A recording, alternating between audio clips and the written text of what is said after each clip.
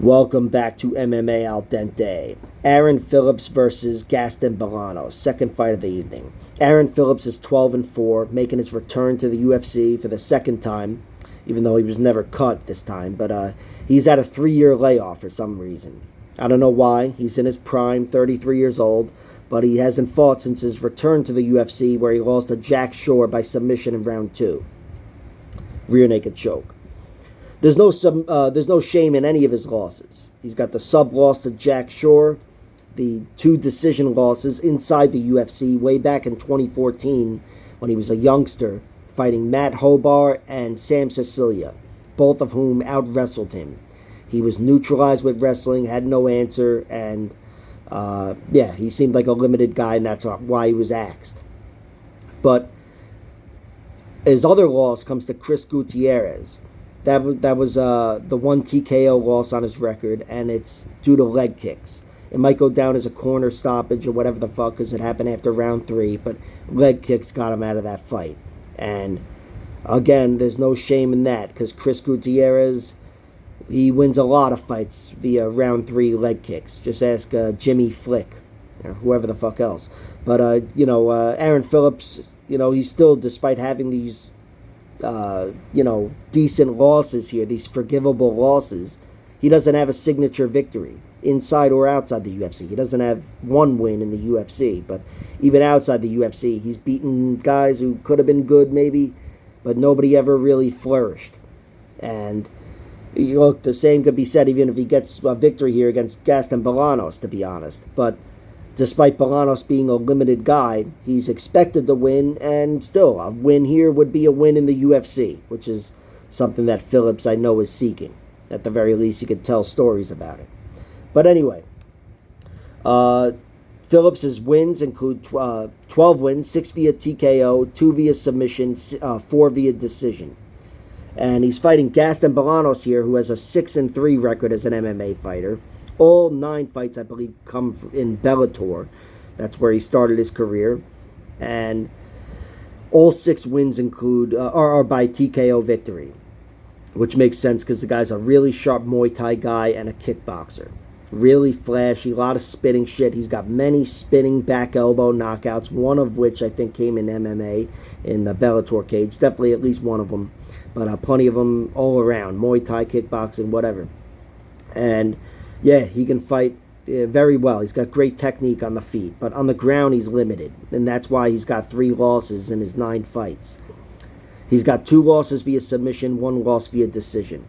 Against Bellator guys, but not the greatest Bellator guys. These are all limited fighters with very obviously limited records. 7-6, 10-7 as of now. He lost to Daniel Carey by submission in round 1, caught him in a guillotine, and he knocked him out in the rematch a year or so later. Both those fights are on YouTube. And then he lost to a guy, Brandon LaRocco, a fight that I did not see, but he lost via second round triangle choke. And let me make this note, both of those losses to Carey and LaRocco are by technical submission, meaning he did not tap out. I brought this up a few months ago, talking about some fighter, maybe even like 2 months ago, I don't know. But I brought this up, and some fighter had 2 technical submission losses, and then he lost his UFC fight by technical submission. So at the very least, I'm just saying it's a trait.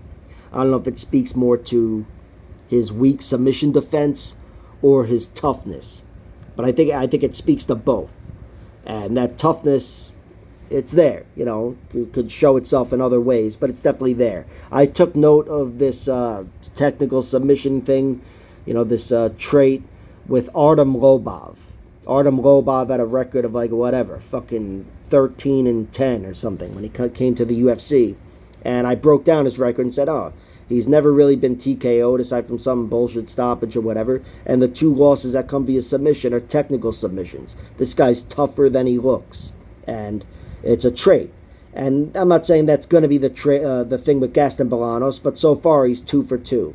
His other loss comes to Solo Hatley Jr., who peaked with a gimme fight as a snack for Aaron Pico to devour, pretty much.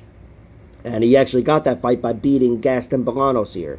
That was a fight that was a split decision, I believe, pretty close, but Solo Hatley had a lot of success taking him down and mounted him a few times and, briefly, but he held him down, and that's where he found all of his success in that fight.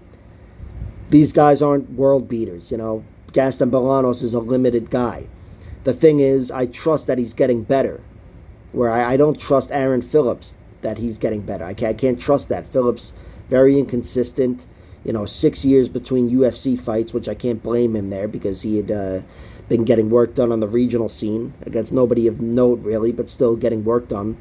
But then taking 3 years off after the Jack Shore fight. I don't know. He had some fights booked, but not enough. The last 2 years, it's like there's just been nothing happening. So I trust Gaston Bolanos more as a fighter right now, and that's why I'm picking him to win. But not enough to bet on him. There's nothing worth betting on aside from one little sprinkle on one prop, in my opinion, and it's Aaron Phillips by decision, plus 400. I threw a sprinkle, a little $5 shekel on that. I just see some value there. If Phillips was to win this fight, I'd say he'd be most likely to win by decision, and it would look somewhat like the Solo Hatley fight, but I'm picking against him. Phillips always never been knocked out. Bolanos is all knockouts. So that's what makes me not want to bet on Bolanos here. There's just not a lot I trust. If I had to go with a method of victory for Bolanos, I guess I'd go TKO over decision.